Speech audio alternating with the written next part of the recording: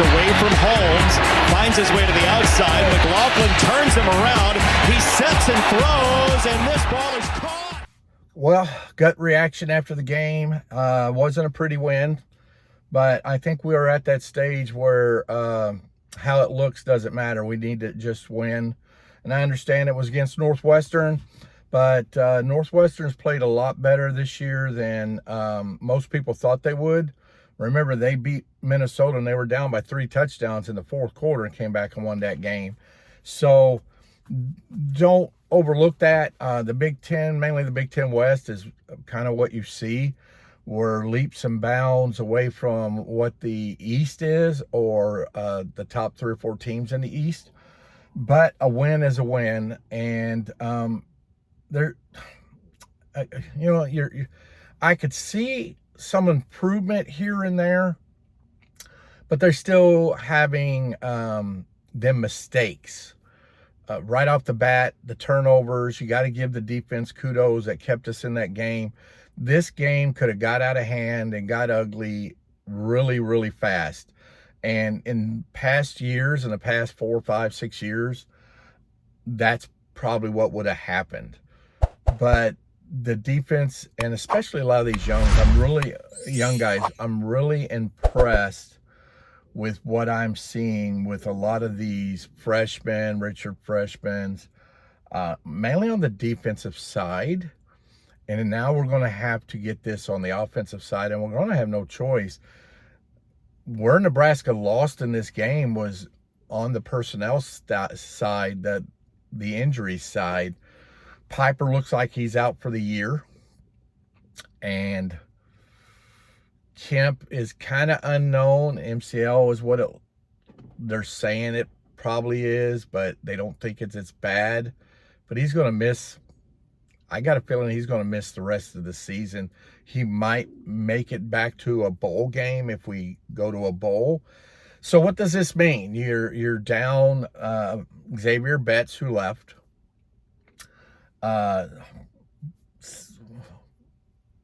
Marcus Washington, who got hurt and out. IGC, who went out. And now Billy Kemp. So you're looking at your top 4 wide receivers. I don't know any team. I think even Ohio State or Michigan, they would have lost their top 4 receivers, would be struggling in that area. Now, they do have a lot more depth and talent, probably survive a little better. But I'm telling you, our freshmen are talented, and they're going to get better. Malachi Coleman, I think, is just going to get better and better. So is Jalen Doss. So I think as the time goes on, you're going to see them get comfortable, get going. And you're not going to get the all-out offense that we used to see, or what you see on Michigan or whatever. But if we could get some with our defense, we, in the West, we could definitely win 3 or 4 more games.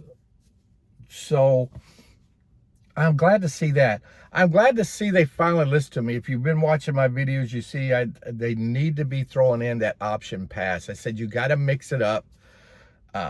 Harburg has to pitch the ball or do the option pass, even if it didn't go anywhere, to loosen up the defense. And Tom Osborne was good at this. So it's called the belly G pass, because you run the belly G option. And when you run the belly G option and you do it well, it's going to be open. And if you don't do it well, if you give this a shot, or even a couple times give it a shot, especially in the game if it's not doing well, you're going to probably loosen up the defense a little bit, where them safeties can't come down and play that option game. And that's what they did. I think I heard Rule say that Tom Osborne came in and said, and Tom Osborne's still coming in and even looking at film. I think it's hard to get, you could take the man out of football, but you can't take the football out of man. But he said if you're going to run the belly G option, then you got to run the belly G pass. And that's what I've been trying to say. Of course, I'm not Tom Osborne, so no one's going to listen to me. But I've been watching football since I was 7 years old. So I've been watching Nebraska football specifically since I was 7 years old. So over 50 years have I been watching this team play in this game, and specifically Tom Osborne and his teams, as I caught Devaney's last couple years, good years, but years. So you got to think, I grew up, and even into my adulthood and late in my life, I grew up where 9 or 10 wins was the lowest you go, and you were always playing for the conference championship and even a chance to the national championship. So even though we have been losing for the last 6-7 years, it's still hard for me to accept when you've got 50 more years of them doing so well, or in that area where I was talking about, in the last 7 or 8 or whatever, 9, 10 years, not so much, and actually losing more than what you're doing. So it's a little harder for me. So lucky for me, Tom Osborne's putting, and Rule really respects the old school, really respects Tom Osborne.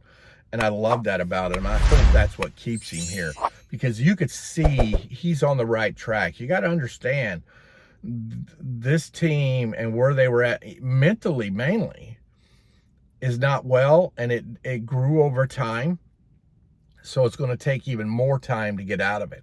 And he's done well this year, and the defense is really, but you got a lot of young guys playing, but you got a lot of veterans and some good veterans on there. How good this team would be if we had Hausman still, who's over there at Michigan. How good would we if Torrey stayed. So I just think we need to be patient, play it one game at a time. The next one is Purdue, a winnable game. We'll be giving a prediction on that. But this game wasn't pretty, 17-9. My prediction was about right. I said 21-13, 21-10, 20-10, something like that. But my official prediction was 21-13. At the time, it was 11.5 points. I said, definitely, if you're a betting person, go take Northwestern plus 11.5. This game historically has always been within a touchdown or so. And at the time I was recording the video, if I remember right, I think I put it in a note when I was putting up the Vegas stats, the betting line. But when I was recording, I actually thought it was 35, the over-under, and I said don't touch the over-under, because my prediction was 21-13. That's 34 points. That's just too close to take. But when I was putting up the betting line to put up on my video, I noticed it was 43.5, and I put a little note there when I pulled up the video, when I have it on the video. I was guessing at the time when it was 35, but it's actually 43.5, and definitely take the under 43.5. They're not going to reach 43.5, because I did not see Northwestern scoring a lot of points. They just weren't going to do it. And unless they saw Nebraska winning 40-3 or 40 or 40-7 or 40-6, that was the only way they were going to get over 43.5. And that wasn't impossible, but that would have been a drastic improvement on the offense, which I just didn't expect. Or it was going to be a lot of defensive turnovers, which would have probably been more likely if we did get there. But I didn't see it, but it wasn't unlikely. But I still would have said, and I said that in there, take the under. Definitely. I'd have took the under even before I would have took Northwestern plus the points, no doubt. And that's what I did. I did go take the under. So I hope you guys did that, won you a little bit. So it's a win. Win is a win. Defense looked good. Defense gave up some big plays. But what I loved about it is they didn't stop playing, and even the one where they ran, when Hartzog ran down that player, I gave him kudos right then and there. I go, you just saved 4 points, because I did not see that offense getting in the end zone. It wasn't impossible to get in. I just didn't see it. And they brought out an all-out blitz at that time.